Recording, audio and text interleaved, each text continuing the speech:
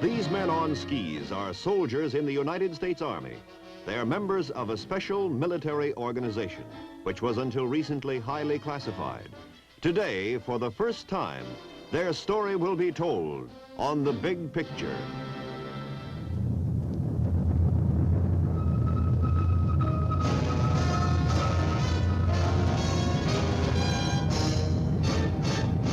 The United States Army presents The Big Picture, an official report produced for the armed forces and the American people.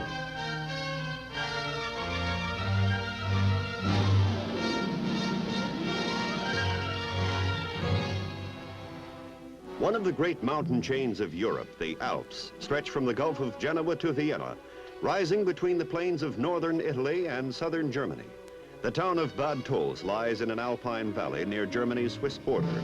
Here is the American Army's Flint Caserne, the home of the 10th Special Forces Group in Europe, until recently a secret military force.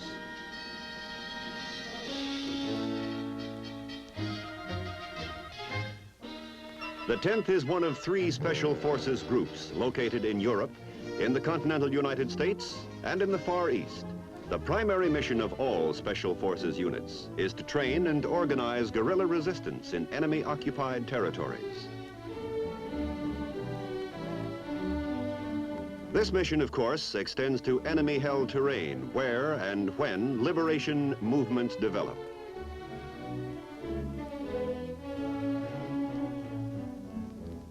The role of the men of a Special Forces group is unique, and its members are uniquely trained and qualified to carry out their hazardous and adventurous assignments.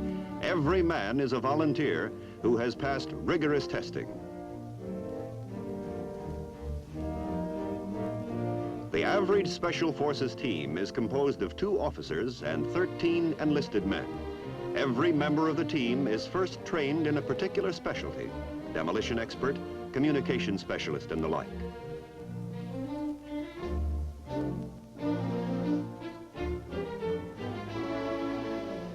Every member of the team is then cross-trained. Should the demolition expert on a team be injured or captured, every other member of the team could handle the missing man's assignment.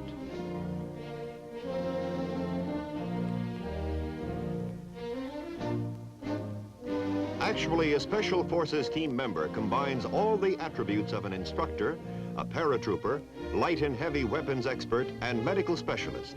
Operating behind enemy lines in hostile territory, communications play a vital part in the working life of a team. Communications must be maintained between the team and the partisan with whom they work, and between the team and its headquarters. Every team member is a trained radio or wireless operator. Because the job calls for rugged men with great physical endurance, calisthenics are not only an important part of the initial training period, but a day-to-day, year-round activity.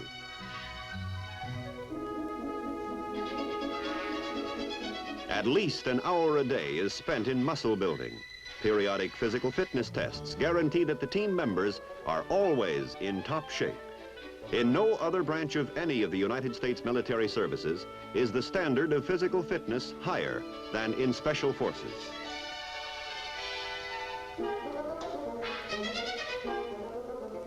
Because the teams are trained as experts in guerrilla warfare, a thorough knowledge of judo is required of the men.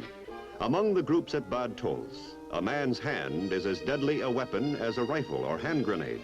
It takes a year to develop an adequately trained member of a Special Forces group. Language training is also included.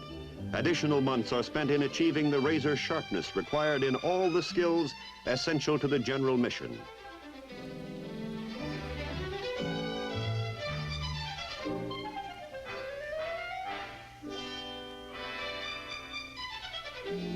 Although the study of underwater diving techniques is not a required part of the training program at Bad Tolz, 100% of the men here have volunteered to add skin diving to their list of specialties.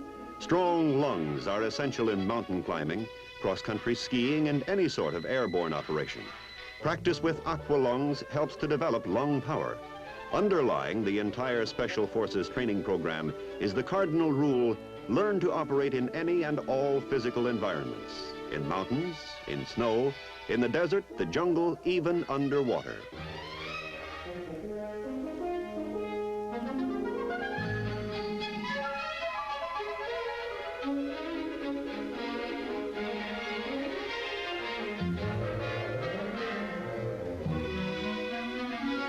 No opportunity is lost in putting the men under conditions of hardship and stress. Practice in switching aqualungs underwater helps to develop a sense of discipline under artificially severe conditions. It also makes for calm nerves in times of crisis.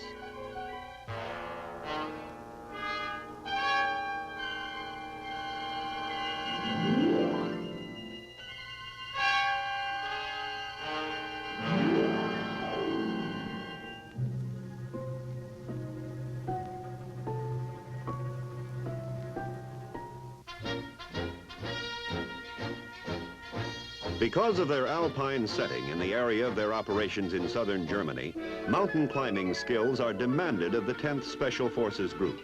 Muscles conditioned by rope climbing in the gymnasium are put into use here on a nearly vertical cliff face.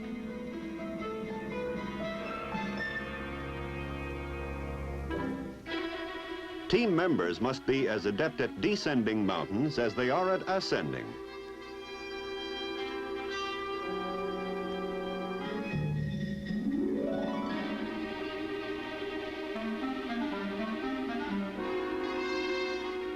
Although they are paratrooping, mountain climbing skin divers, the incidence of accidents in Special Forces groups is no greater than that throughout the Army in general.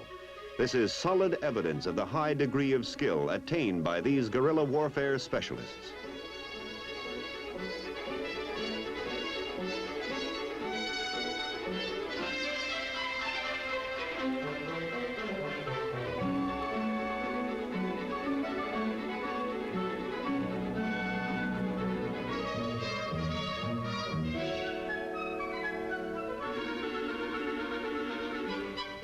It takes 2 months to train a novice in snow techniques. Additional months of practice are needed to make these men experts.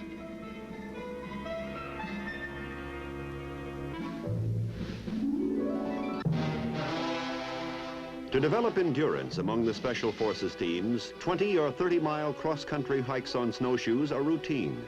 The ability to move fast through any kind of terrain is a prime requisite of the Special Forces soldier. In future operations, his life may well depend on such versatility.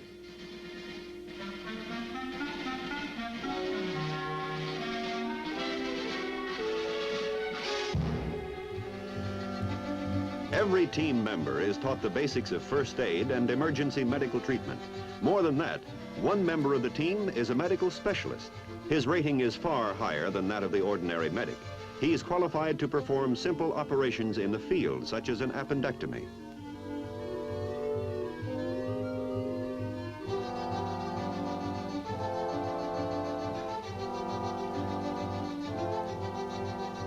The knowledge that his team possesses a field doctor is reassuring to the Special Forces soldier. So far as possible, each team is prepared to be completely self-sufficient while operating in enemy territory.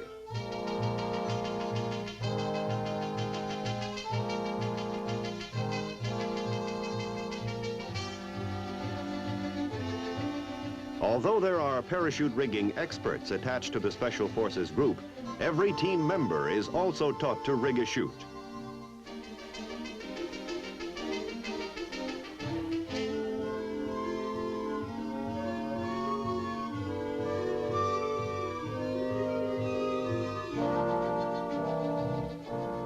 Should his unit be sent away from home base, each individual will be fully qualified to repack his own parachute.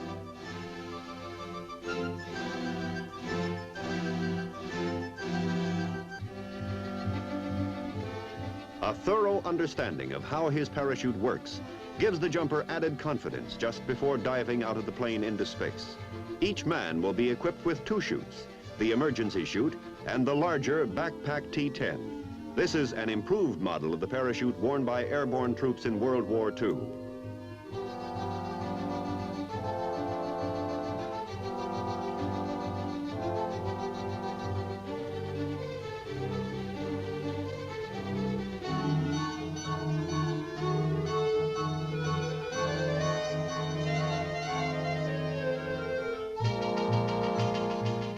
Its larger canopy and improved design make for easier descent, and the increased maneuverability reduces the chances of mid-air collisions.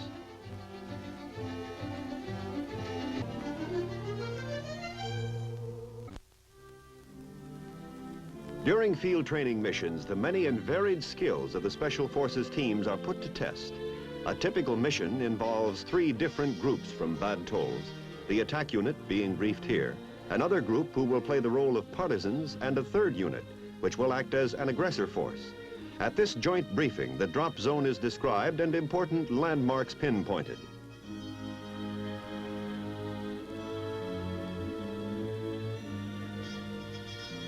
Group leader First Lieutenant Thorne will describe the mission in his own words.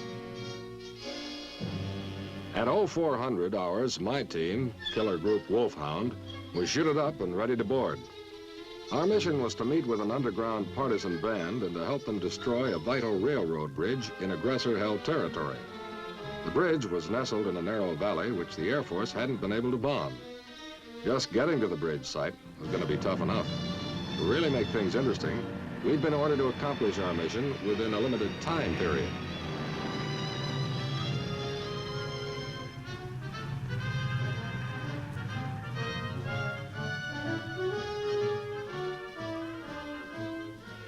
The partisans had been told by radio to expect us to land shortly before dawn. We were counting on their meeting us near the drop zone. At 0500, we were nearing the drop zone. From drop time, we had only 7 hours with a lot to do.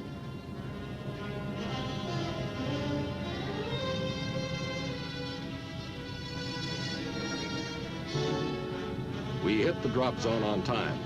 So far, so good.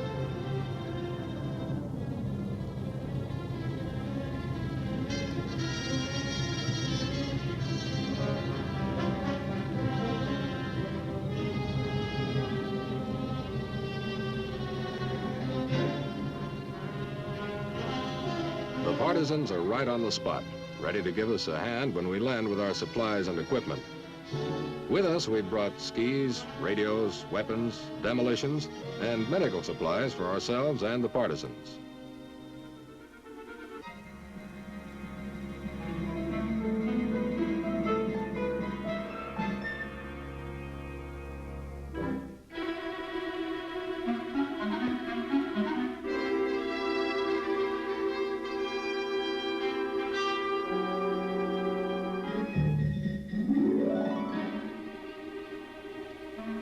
Because the enemy forces no partisans are operating in this area, we can't waste time out in the open. The mountains will give us the cover and concealment we need. By ski, we head for our first destination, Partisan Headquarters, a few kilometers up the mountainside.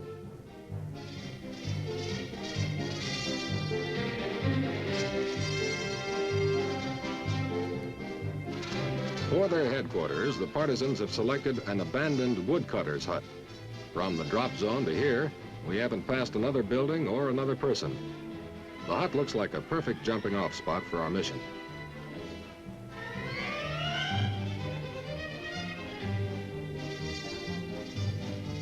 The partisan leader in the beret goes under the cover name of Eric.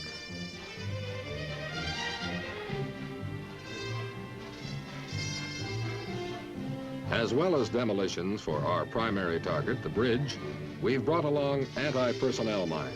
Because part of our job is teaching, we give the guerrillas a brief course in how the mines operate.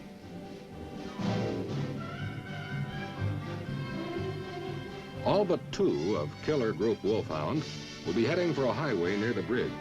They'll plant the mines there as a diversion, while 2 of us with the partisans hit the key target.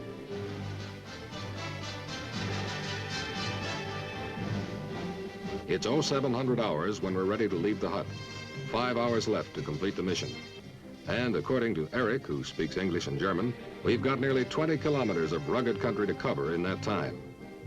Eric also tells us that the bridge will probably be heavily guarded.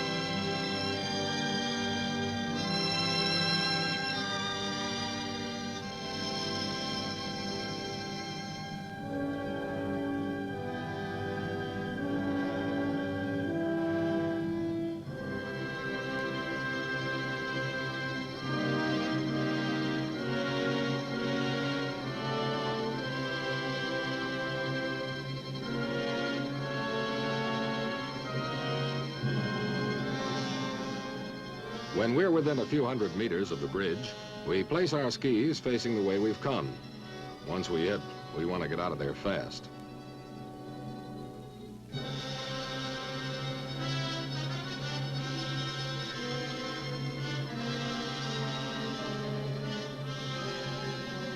The time is now 11:45 hours.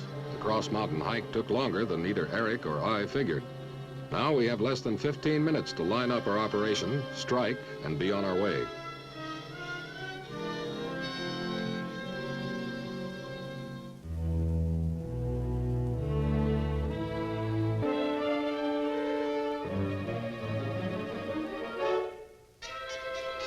Here it is, the bridge on the River Ammer, a rail link over which the aggressor forces have been moving the bulk of their men and supplies into this part of Bavaria.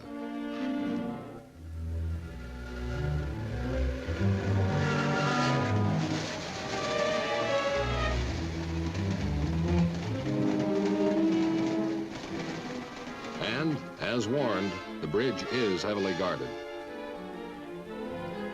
After discussing the bridge structure and demolition capabilities with me, Eric, the partisan leader, outlines the plan of attack to his men.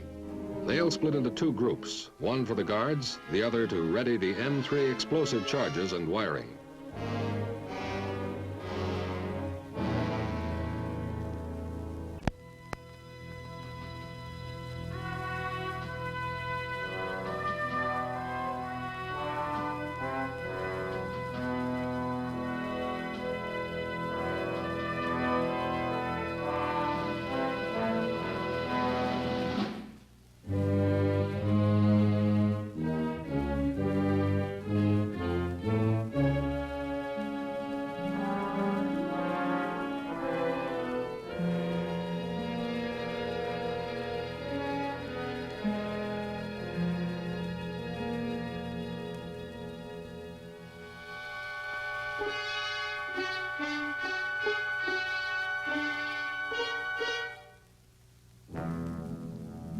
Getting the guards out of the way before they can sound the alarm is going to be one of the ticklish parts of our assignment.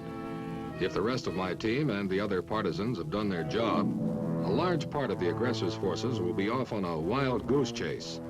But those aggressors remaining at the command post are still too close for comfort, just up the hill beyond the bridge. We can't make a sound until we actually blow the bridge.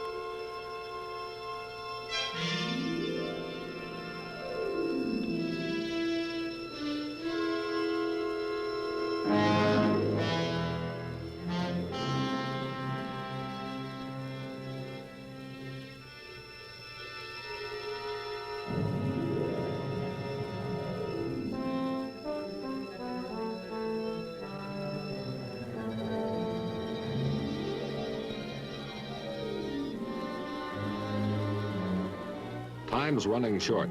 If we're going to meet the timetable laid down by the command at Bad Tolz, less than 8 minutes.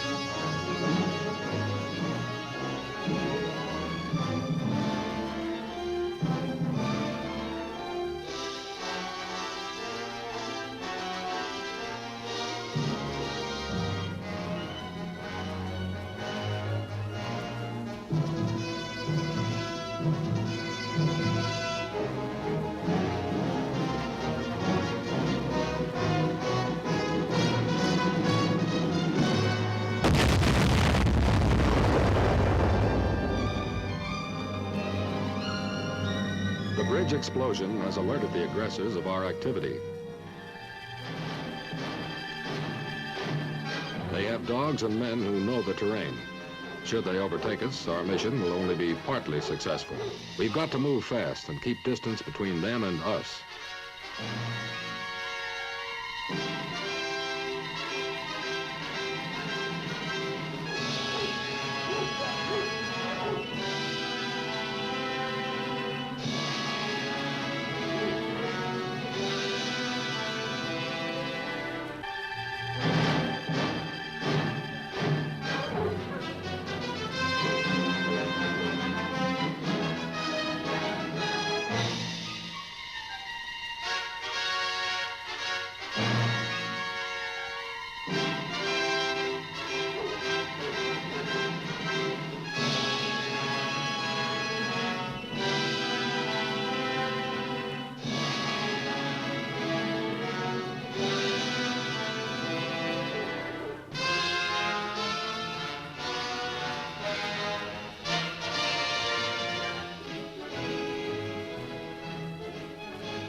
We can't slow down.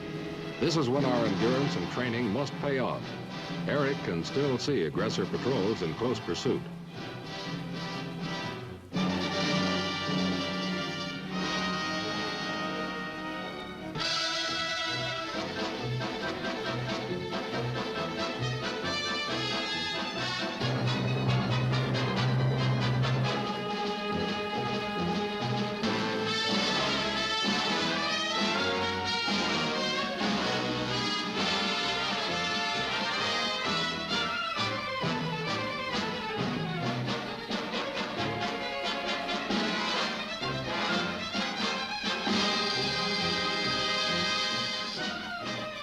But we've managed to outdistance the aggressors. They'll be forced to withdraw and give up the chase.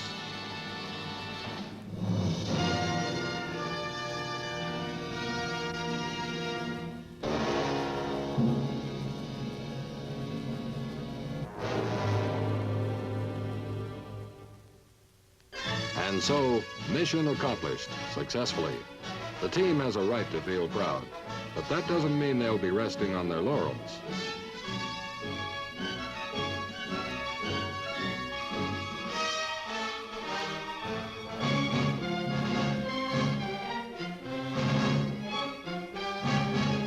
And finally, home again. Flint Caserne at Bad Tolz.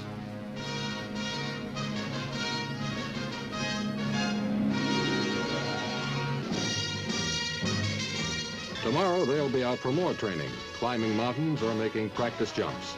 It's a rugged, exciting job, and no soldier with 10th Special Forces would have it any other way.